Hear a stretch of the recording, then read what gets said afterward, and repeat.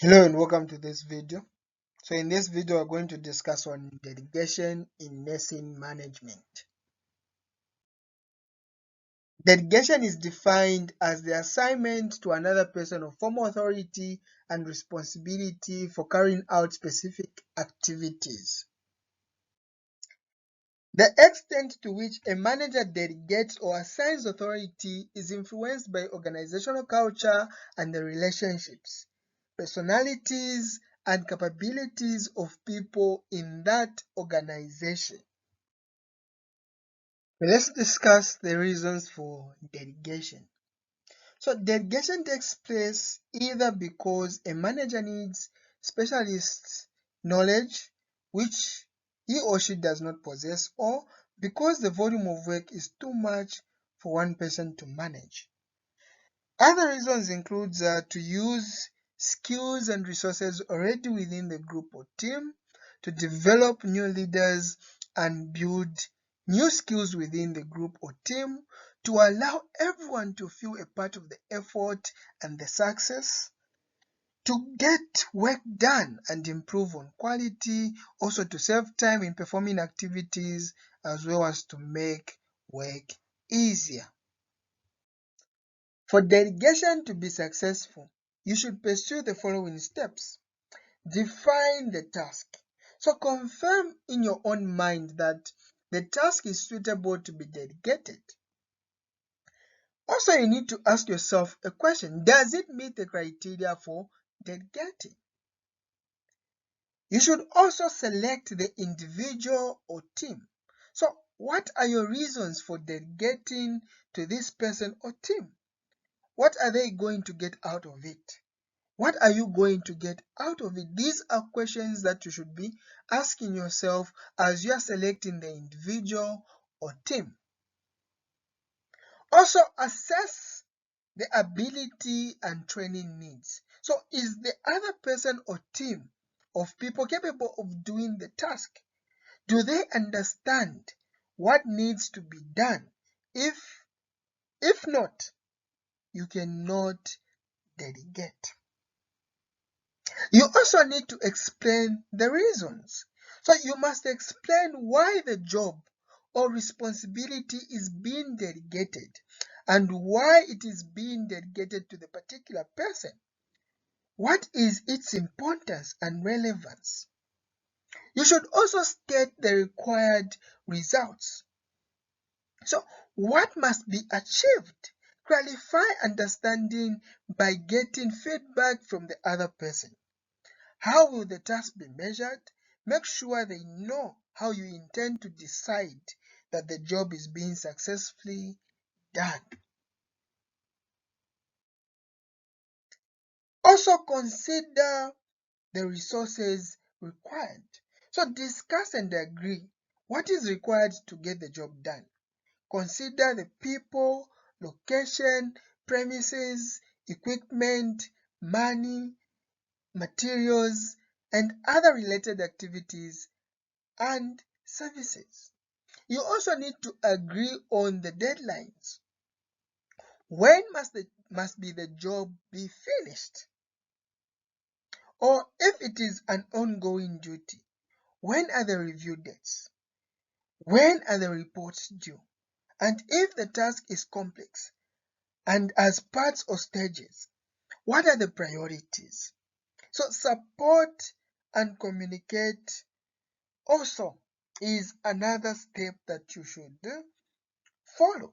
So think about who else needs to know what's going on and inform them. So the last step is feedback on results. It is essential to let the person know how they are doing and whether they have achieved their aims. If not, you must review with them why things did not go to plan and deal with the problems. You must absorb the consequences of failure and pass on the credit for success. Okay, now let's look at why nurse managers fail to delegate. So, people fail to delegate due to the following reasons: lack of confidence in the abilities of subordinates, fear of losing control over highly valued activities, fear of offending subordinate by increasing their workload, fear that delegating certain tasks would be seen by others as evidence of the manager's inability to fulfill their job expectation. Okay, let's discuss the advantages of delegation. So one of the advantages is that it results in quick decisions. Since the power to make decisions is delegated, decisions can be made right away at or near the center of operations as soon as deviations occur or the situation demands. Another advantage is that delegation gives executives more time for strategic planning and policy making. So it frees executives from making day-to-day decisions so that they can concentrate their efforts on high-level work and problems. Delegation is also a motivational factor. So subordinates usually respond to delegated authority with a favorable attitude. They become more reasonable and more dedicated to their work, and they feel proud of being given the authority. This in turn boosts their morale. On the other hand, if the lower level managers do not have the authority and the power to act and make decisions, even when they are competent, this might give them a feeling of insecurity and incompetence. Another advantage is that delegation can be a training ground for executive ability. So when subordinates are given control over the problems they face, they are able to analyze the situation and make decisions accordingly. This continuous involvement prepares them for the problem-solving process when they reach a higher executive level. This process will also screen out those from the executive level who have proved to be less successful in handling problems at the lower level. Okay, now let's discuss the disadvantages or barriers of delegation. So the disadvantages or barriers are as follows. If wrong decisions are made, the work may not be done or may be done less. A leader who does not delegate properly may pass all the work on to the team members, leaving very little to do, which is over-delegation. A leader may delegate decisions to people with insufficient experience. Also, the belief that I can do it better myself is also a barrier of delegation.